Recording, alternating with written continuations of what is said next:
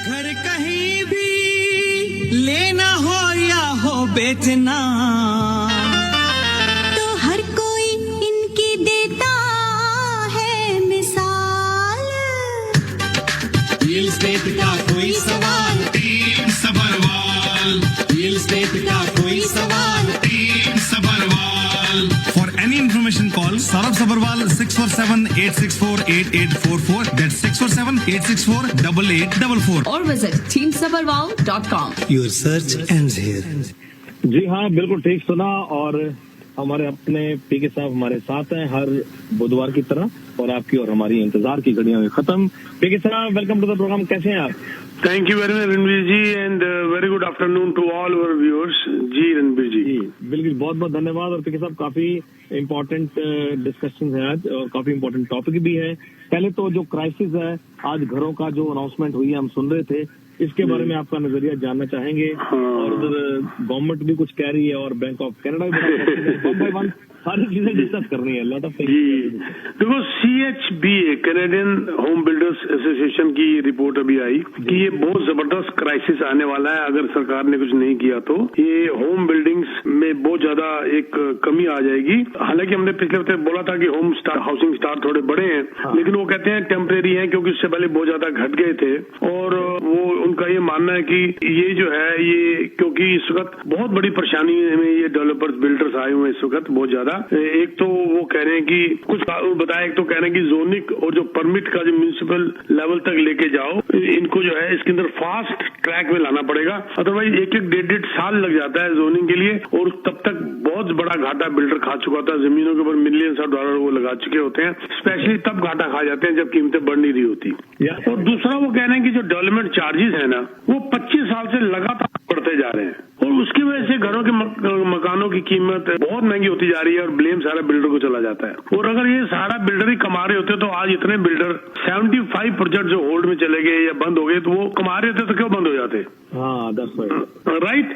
तो वो कह रहे हैं कि ये जो अफोर्डेबिलिटी का क्राइसिस एक किस्म से हो गया डेवलपमेंट चार्जेस बढ़ने का, वो कह रहे हैं इसको ना ओनली सिर्फ फ्रोजन किया जाए, बल्कि इसको ड्रास्टिकली नीचे लाया जाए। और ये पता नहीं म्यूनिसिपैलिटी को लगता है यही एक इनकम सोर्स है इनका कि डेवलपमेंट चार्जेस बढ़ा दो, चलो जी कमा लो। और भी बड़े तरीके हैं इनकी इनकम के लिए म्यूनिसिपैलिटीज के, ना कि सिर्फ ये घरों के ऊपर ही सारा कुछ करते रहे। और ये अनअफोर्डेबल घर हो चुके हैं लोगों के लिए। और हमारा G7 के अंदर, सिर्फ G7 ही बोल रहा हूँ, वैसे तो कनाडा जो है बहुत टफ है घर खरीदना यहाँ पर। और एक इनका ये भी मानना है कि इंफ्रास्ट्रक्चर के ऊपर पैसा लगाते नहीं है और डेवलपमेंट चार्जेस ले लेते हैं। डेवलपमेंट चार्ज ले लिया, ज्यादा वहां पर सड़कें बना दी, एक पार्क बना दिया, स्कूल बना दिया, बात खत्म। डेवलपमेंट, इंफ्रास्ट्रक्चर की डेवलपमेंट जो है इसी से नहीं होती, उसके लिए बहुत कुछ बनाना पड़ता है। सबवे लाइन्स वगैरह, कमर्शियल एरिया वगैरह बनाना पड़ता है, शॉपिंग मॉल्स वगैरह, बहुत कुछ इंफ्रास्ट्रक्चर के ऊपर काम करना पड़ेगा। उन्होंने बताया, अपनी बड़ी अच्छी रिपोर्ट आई, मैं पढ़ रहा था उसको।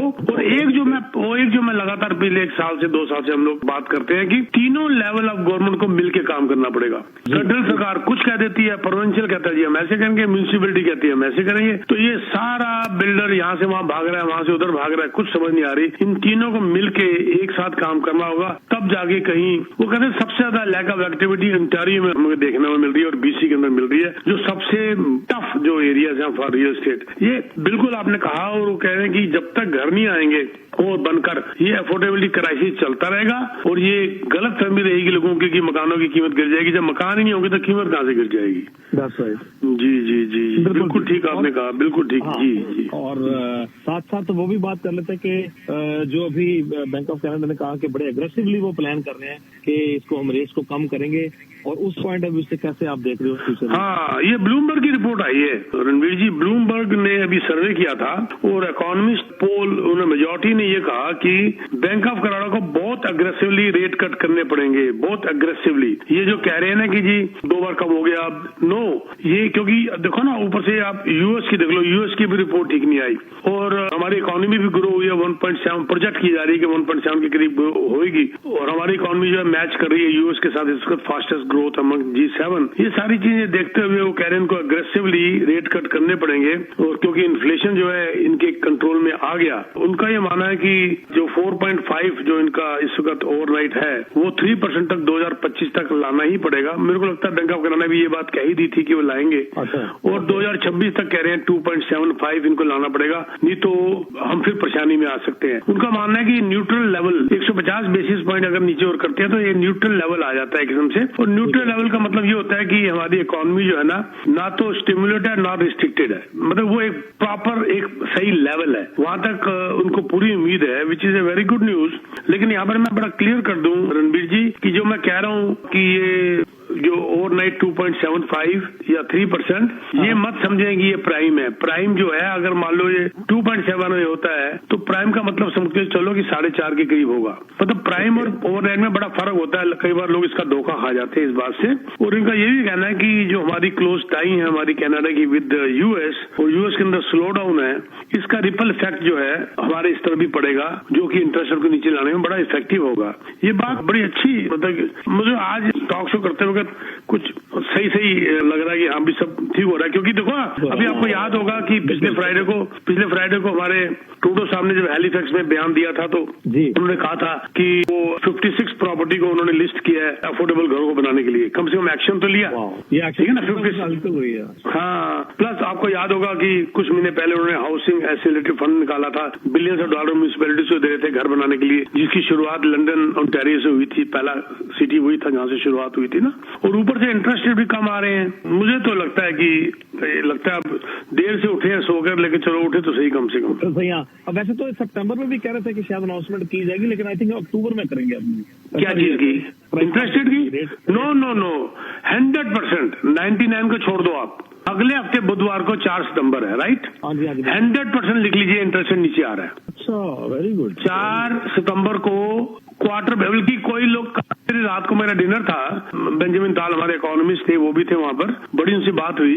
वो ये कह रहे थे कि कुछ नहीं पता कि 50 बेसिस पॉइंट इन्हें नीचे कर दें, जो कि इनको नहीं करना चाहिए, क्योंकि बैंड वगैरह देखते हुए कि ज्यादा अग्रेसिव ये ना हो, तेजी से बढ़ाया और तेजी से घटाया, फिर वहीं के वहीं आ जाए हम लोग। तो ये 100% है 4 सितंबर। मुझे पूरी उम्मीद है रणबीर जी 4 सितंबर को इंटरेस्ट रेट नीचे आएगा 25 बेसिस पॉइंट, 23 अक्टूबर को नीचे आएगा 25 बेसिस पॉइंट, 11 दिसंबर को नीचे आएगा 25 बेसिस पॉइंट, और मेरे को 75% चांस है 29 जनवरी 2025 का पहला नीचे फिर आएगा। 4 बार लगातार मुझे नीचे आने की उम्मीद है।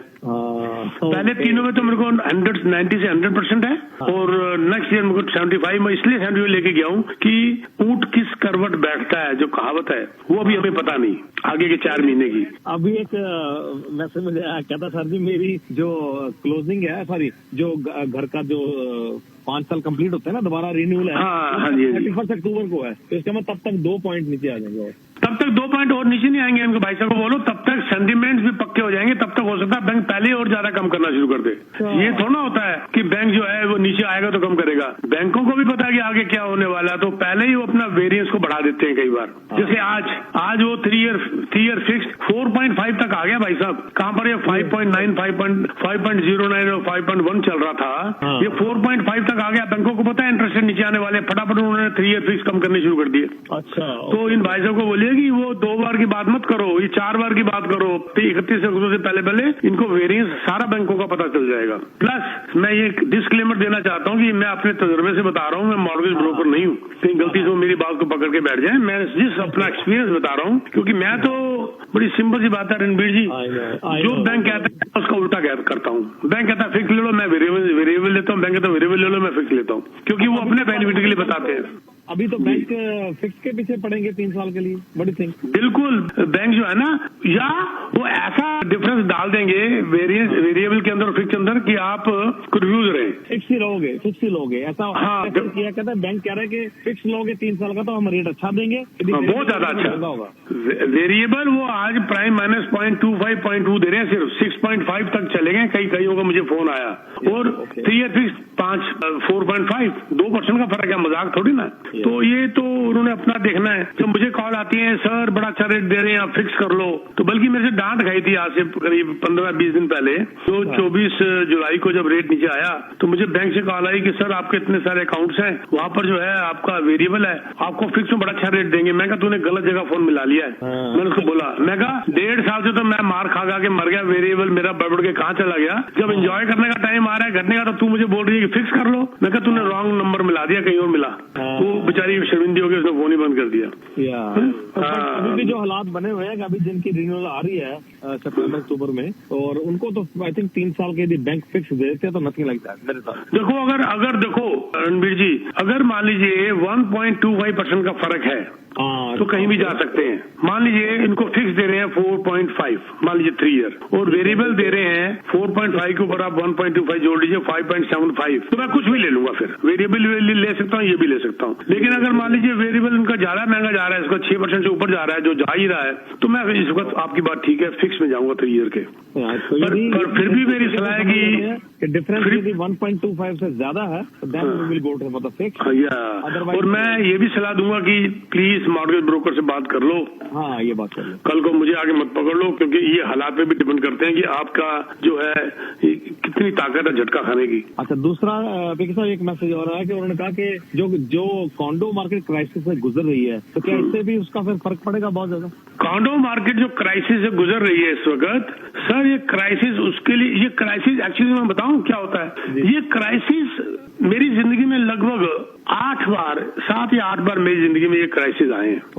और हर क्राइसिस के अंदर सिर्फ भगवान का आशीर्वाद रहा, मेरा प्रोफाइल बड़ा हुआ है ना कि छोटा हुआ है। बड़ा कैसे हो गया, सोचने वाली बात ये है। मेरे को आज सुबह, मैंने एक सुबह के प्रोग्राम में बात करी, मेरे को आज सुबह दुबई से फोन आया मेरे क्लाइंट का, सॉलिड क्लाइंट है, कहता मैं उसने मेरे को कटिंग्स भेज दी, वो लिंक भेज दिए, मीडिया में आ रहा है बहुत बुरा हाल हो गया कनाडा के अंदर, काउंटो के प्राइसेस जबरदस्त गिर गए, बायर मार्केट में नहीं है, इंटरेस्ट रेट बहुत हाई है, ये है वो है। आया तो मेरे से रहा नहीं गया, मैंने उसको मैसेज भेजा, फिर बाद में कॉल भी करी। मैंने कहा मान लीजिए मैं एक असली नाम नहीं बता सकता, मैं वैसे ही एक फिक्टिशियस नाम बताता हूँ, शर्मा जी मान लीजिए। तो शर्मा जी एक बताओ आप घर बेच रहे हो? कहता नहीं। तो मैं कहा फिर रो क्यों रहे हो? भाई रो तो हो ना, जिसने बेचना है उसको प्राइस नहीं मिल रहा। भाई जब तुमने बेचना ही नहीं है, तुमने होल्ड करना है, हमारी वजह से $1 का हो जाए, बात तो तब आती है ना जब हमने बेचना हो। तो बड़ा वो हंसा आगे, कहता है मैं वाकई बुद्धू वाली बात सोच रहा था, मैंने मैसेज सोचकर दुखी होना शुरू हो गया। मैं कहा उनको प्रॉब्लम है जो लोग होल्ड नहीं कर पा रहे और जिनको बेचना जरूरी है, और जो लोग होल्ड कर सकते हैं उनके लिए खुशी की बात है। आज वो जो लॉस खा रहे हैं ये अपने टैक्सेशन में क्लेम करेंगे लॉसेस, और कल को जब प्रॉफिट होगा तो इनको होगा ना। आज होल्ड करना, होल्डिंग जो है सबसे बड़ी एक कह लो एक पॉइंट है, जब मैं सेमिनार्स में भी बोलता हूँ। अगर होल्डिंग कैपेसिटी है आप घाटा खा ही नहीं सकते, घाटा खा ही नहीं सकते आप, क्योंकि आप होल्ड करके बैठे हुए हैं। आप कहते हैं जी महंगा हो गया, आपको इतना महीने का ज्यादा देना पड़ रहा है, तो पड़ रहा है, होल्ड कर रहे हो ना, हाँ बस पढ़ने दो। लेकिन अगर होल्ड ही नहीं कर पा रहे तो ये महंगा आपको महंगा पड़ेगा बहुत, फिर आपको इन्वेस्टमेंट करनी नहीं चाहिए थी। ये बड़ी ये जो मार्केट में है, अब देखो हमारे जो इन्वेस्टर्स ग्रुप है 3-4 है मेरे इन्वेस्टर ग्रुप, एक ग्रुप तो इतना सॉलिड है कि वो लोन ही नहीं ले रहा, वो औने पौने भाव में खरीदता जा रहा है। लोन इसलिए नहीं ले रहा, कहता है कि और 1 साल रुकेंगे, मार्केट इंटरेस्ट नीचे आएगा तब बैंकों से लोन करवाएंगे। अच्छा। आज अपने पॉकेट से दे रहे हैं मिलकर सारे, खरीद रहे हैं। ये टाइम खरीदने का है, और जो बेच रहा है कई बार अनफॉर्चुनेट हो जाता है, वो दे नहीं पाता, रख नहीं पाता, वो अलग बात है, एक्सेप्शंस आर ऑलवेज देयर। लेकिन अगर आप अफोर्ड कर सकते हैं तो ये सोचना ही गलत है कि मैं बेच रहा हूँ। मतलब इसलिए थोड़ा इन्वेस्टमेंट की थी कि आपने घाटा खाना है, तो अगर आप खरीद नहीं सकते तो एटलीस्ट होल्ड तो कर लो। और ये सब लोग मुझे याद करेंगे 1-1.25 साल के बाद, जब कहेंगे यस पासा पलट गया जी। दैट्स राइट, बिल्कुल जी। और पिछले साहब साथ नंबर में बता दूं आपका 6472994757, और जो प्रोजेक्ट्स आ रहे हैं अभी मार्केट में, जो आप सजेस्ट करना चाहोगे उसके बारे में कुछ बात करिए।